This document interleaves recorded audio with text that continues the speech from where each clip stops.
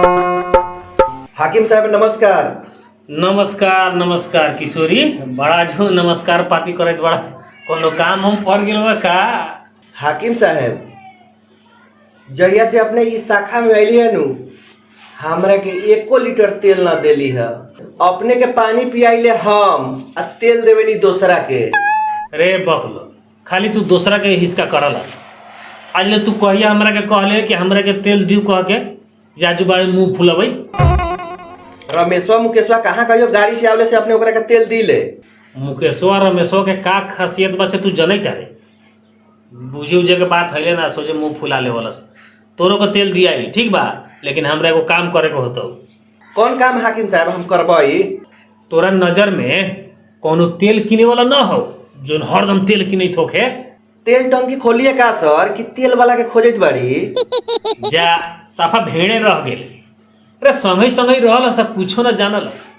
सुन हम कहते रहियो, तोहनी कार्यालय सहयोगी के मेयर साहब महीना के 5-5 लीटर देवेला तेल कहले हो आए, लेकिन हम तोहनी के देबो 50-60 लीटर। 10 लीटर के तू रख ली है, सुन ले कूपन देबो आ 40 लीटर के बेच के आ पैसवा हमरा के लेके दे दी सर। लेकिन पकड़ा जाम तक का होई? तू इतने में डेरा गेले। ए मुकेश्वर रमेशवा जमाना से ऐसा काम करे थे तो का कहियो पकड़ा गेले है। वही लेखा ड्राइवर से हजारों लीटर तेल बेच देले। आज लेके एकरो भनकियो लागल है। जब हम हइले बाड़ी तो तोरा कौन जरूरत डेराला के? हमरा नु काम बा मिलावे के। भल कालू ट्रैक्टर के ड्राइवर दूगो कूपन लेके गेल बा, लेकिन तेलो टंकिया वाला कम भाव लगवैता ना, तो इतना हैरान हो के ना पड़े हमनी के। हाकिम साहब यही से हम सोचे तारी आप दिने पर दिन काहे तेलायल जाई तारी। आजकल अपने दिन भर स्टाइले झाड़त रहिले, आँख से कबो चश्मो न उतारिले। हमरा इतना था बाकी अपने के खायला बहुते आफत रहे। अब देखिले फेसबुक पर बहुत निमन निमन पोस्ट डालिले, 2 दिन पर देखिले खाली पार्टिए के फोटो रहले। तो ठीक कहत बाड़े, पहले हमरा खाहुला न रहे, बड़ा दिक्कत रहे। एगो तलब आवे, उ तलब से कुछो ना होके, तलब मिले मिले तो हेने के उधारी यही में ढेवरिया जाए। लेकिन जहिया से हम ये जिनसी शाखा संभाले बाड़ी न, तहिया से हमर दिन दुगुनी आ रात चौगुनी तरक्की हो जाइत हो।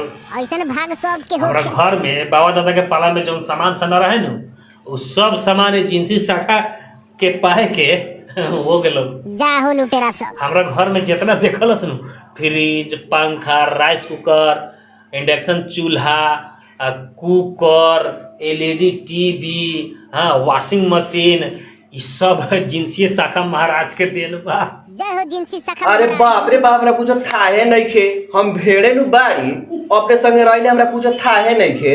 अपने तो पूरा नगर पालिकावे लूट लेली।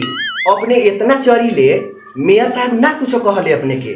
मेयर साहब के घरे भी चाउर, दाल, नून, तेल, मसाला ये सब जाते रहले तो काहे ला बोलते?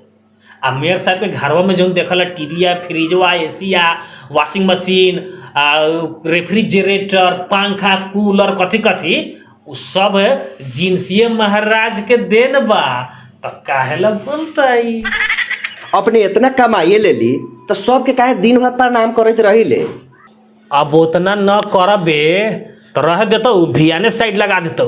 वही से जोर बजोर जौने तौने के बिना कामे धंधा के प्रणाम करत रहिले आ दूसरा के हिनाई हो वैसन बा मेयर साहब हेंगी कलक होंगी कलक सब कह के फुलौले रहिले, ताकि मेयर साहब के बुझाए कि हमर आदमी हो। सुन ले, वही से हम जोर बजोर बिना कामे धंधा के जबरदस्ती प्रणाम करत रहिले। अपनहु के हम साफे मान गेली, अपनहु साफे महान बाड़ी। अपने के चरण कमल केने बा, हम दर्शन करे के चाहिए। हे प्रभु हमरो के पार लगा दू, हमरो के 2 ताला मकान बनवा दू।